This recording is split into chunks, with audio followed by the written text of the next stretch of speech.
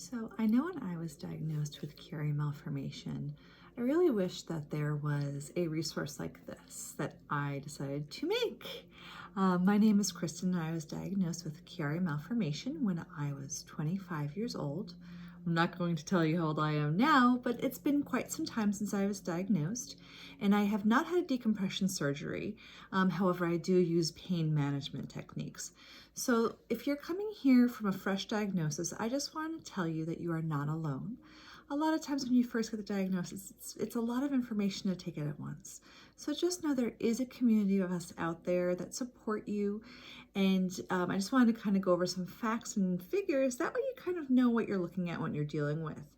Because Chiari Malformation over the past so many years, they're finding out more information about it, which is great. However, there's still so much unknown about it.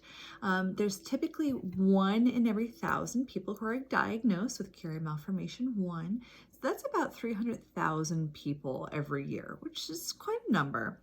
It's called Chiari Malformation, hindbrain herniation, tonsillar atopic tonsillitis. And what is it? So it basically means that when you were born, it's a congenital disease. When you were born, that the back of your skull bone, which is your occipital bone, wasn't formed completely properly. So usually your skull is too small as opposed to your brain being too big. And there's this beautiful little hole in the back of your occipital bone called your foramen magnum. Your foramen magnum is where your brain stem attaches to your brain and also attaches to your spinal column. So what happens is there's a lot of pressure up the brain tissue sitting on the back of that skull, the occipital skull bone. So what it does is it protrudes downwards. So it's a herniation of your brain down into your spinal column. The specific part of your brain that descends is called your cerebellum. And cerebellum kind of tells you what it does. Think about the cerebellum. It's kind of like your bell. It's in charge of coordination and movement and balance. A lot of you are probably shaking your head saying balance, yes, or lack thereof. So what happens is those tonsils, or they look like tonsils, hence cerebellar tonsillitis, come down through the foramen magnum and push onto the brain stem. So not only do you have this herniation of brain tissue coming down into your spinal column, but you also have a blockage of something called cerebral spinal fluid. Now, CSF, or cerebral spinal fluid, is something that's this beautiful fluid that bathes your spinal column, it bathes your brain. It also acts as a shock absorber. So what's happening sometimes in cases, it's kind of like this roadblock where you have this herniation in this tiny little area and there's already pressure in that area. So sometimes that cerebral spinal fluid is not flowing as naturally and beautifully as nature would like it. So congrats on your diagnosis. A lot of times people go many, many, many years without being properly diagnosed. Again, because a lot of doctors don't know about it, so you can't blame them. And a lot of times people actually find out about this accidentally, which is called an incidental finding. If they get an MRI for a headache or a fall or whatnot, it could be an incidental finding. So congratulations on your diagnosis, because if you now know what you have, you can put a name to it, which sometimes helps a little bit with the process as well, to know that you're not completely losing your mind. Just a little bit. So what happens is it is a neurological disorder and it does affect your nervous system. Now think of your nervous system kind of like the wiring in your house or your apartment, right? So the wiring and all this electricity tells things how to work. So it kind of puts this neurological aspect onto your body. And the crazy part is that's why so many people have so many different symptoms.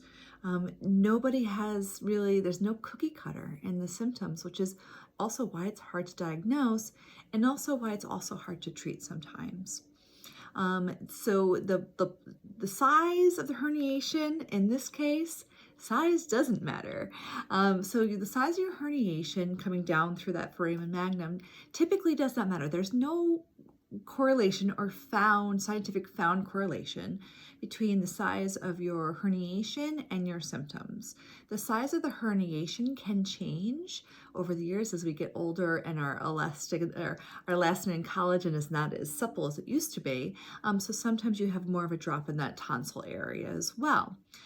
So the problem again with treatment is there really is only one answer, and typically it's called decompression surgery, which I have not had yet, so I'm coming at this as more of a educational, you just got diagnosed, what the heck are you dealing with?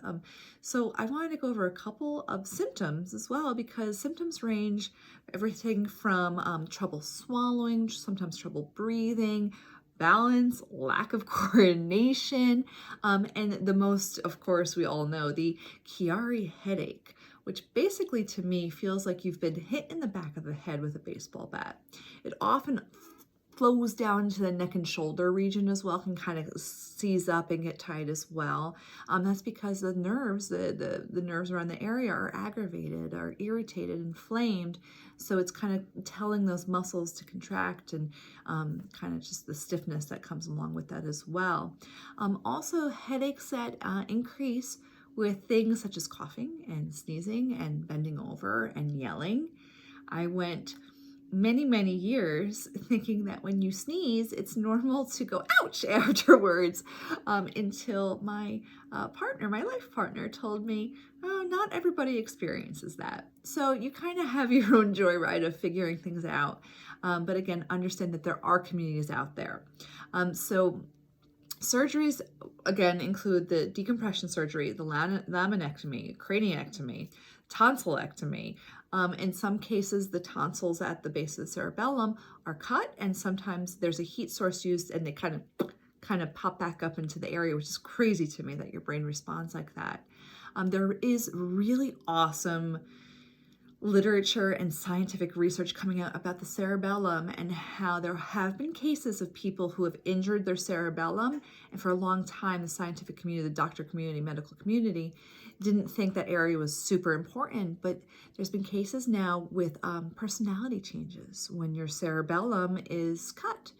So I like to usually think that certain areas of your body are there for a reason. So pain management, there's so many different ways to go around it. In my personal experience, what I have been using is trigger point injections and occipital nerve blocks.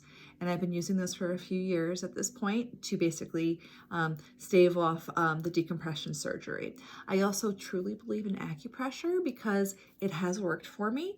I tend to ice my neck as well to create some anti-inflammatory region. I tend to stick to an anti-inflammatory diet. The reason I know this is because I've tried the gambit. I'm very lucky that I work in the holistic health field, so I've been able to reach out to different people who understand, holistic health and treating the body as one.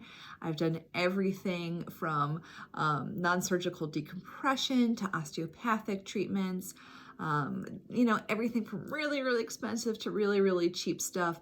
And luckily I have kind of found what works for me. So finding what works for you is not going to work for everybody else. And that's, the beauty of this, and as well as the aggravation of this all. But I wanted to just, let you know that you have two options on this. You can either let it control you, or you can step up your game. And the more you can educate yourself in what's happening in your body, the beautiful thing nowadays is that we have complete access to so much information. Always take your information with a grain of salt, but do your research. Educate yourself about your body and the way your body works. So once you understand your own body and your own condition, you can explain it to other people and start to create the support system.